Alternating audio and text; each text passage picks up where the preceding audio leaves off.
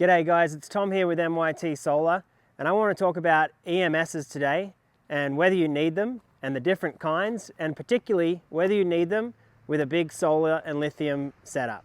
EMS is an electrical management system, and basically what it's going to do is it's going to analyze power that's coming into your RV and make sure it's safe for the system and safe for you. It also often find that an EMS is also going to have a built-in surge protector, but there is a difference between a surge protector and an EMS with a surge protector. I'm looking at this Hughes one here today, this Power Watchdog from Hughes, and they call it a smart surge protector. An EMS is typically going to come in either a pedestal kind, so one where you would plug that into the RV park pedestal and then you would plug your RV cord into that.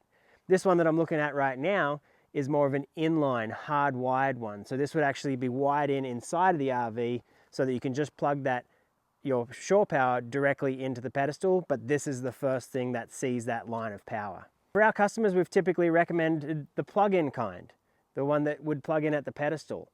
We've switched to using these, and I want you to watch the video and find out why. This is our install today for this backcountry. This is a 24 KRS, and of course it does have the onboard generator, so we did in fact wire in a Hughes EMS, the Watchdog.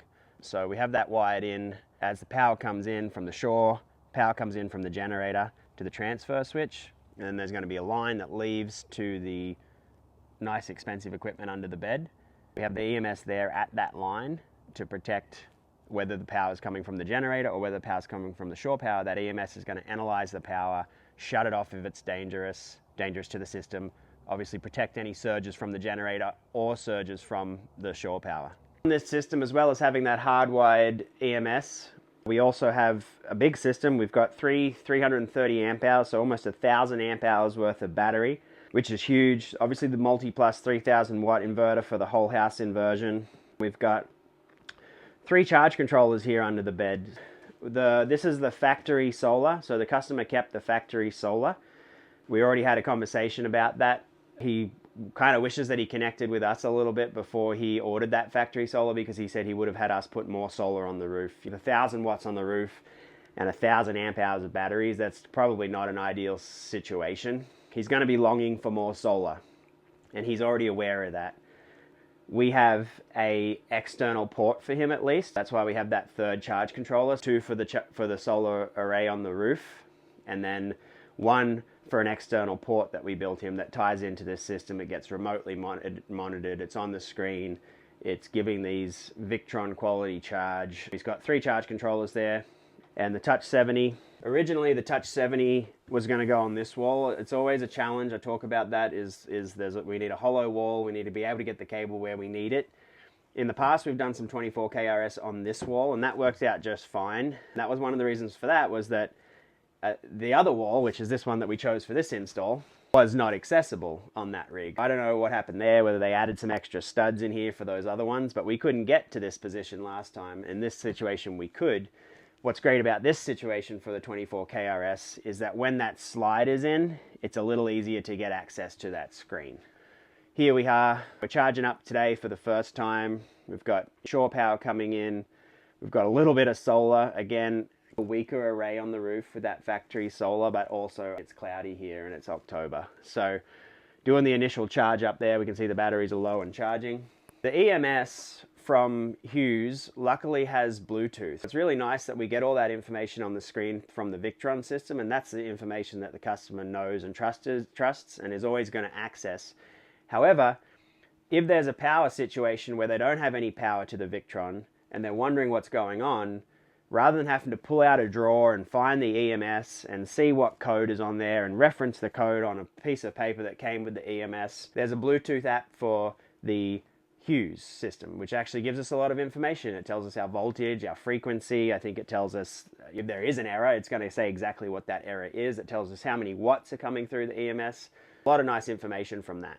Again, one of the reasons that we were recommending a plug-in style S in the past is the simplicity of it, keeping things simple. If there's a situation where maybe we have to do some diagnosis and a customer is far away, having them being able to easily remove the EMS from the system was obviously going to be important for us as we troubleshoot down the line of what might be happening. Now, this is our 260 kVS that we're in right now, and for us, we wired in a hardwired EMS for simplicity as well. It's nice to not have to lug that thing out, worry about it getting stolen, all of that stuff. But we, even early on in our journey in this rig, we ran into a situation where I did wish that I had the plug-in pedestal style versus the hardwired. We were at an RV park. It was a very popular RV park. It wasn't a quote-unquote dodgy RV park with dodgy power. It was pretty nice RV park, and I plugged in, running the air conditioner. I came in and I saw my batteries were going down. What's going on here? I'm plugged in, and I know I'm plugged in, and the breaker's on. And I heard this chattering, and what was happening was the contacts in my EMS were not closing, and I was like, that's weird. I took my multimeter out, I diagnosed the park power, everything was fine on the park power.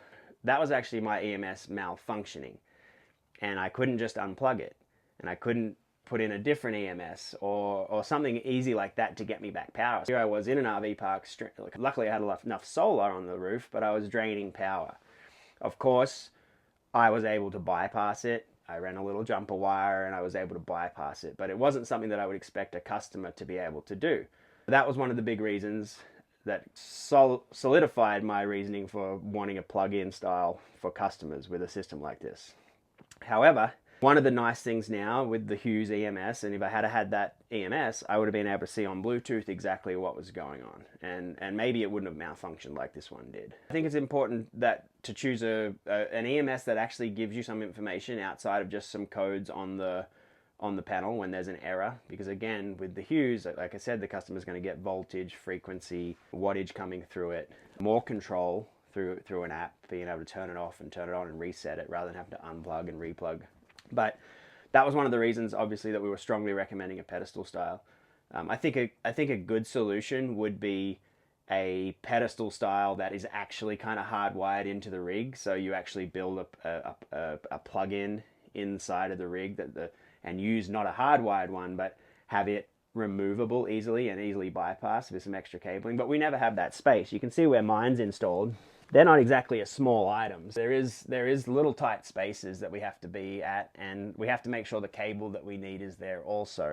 That's always not an option, but I think that would be the ideal situation, is almost building a pedestal inside the RV line somewhere, that a pedestal, an outlet that a regular pedestal style EMS could be plugged into that and used kind of as an inline one.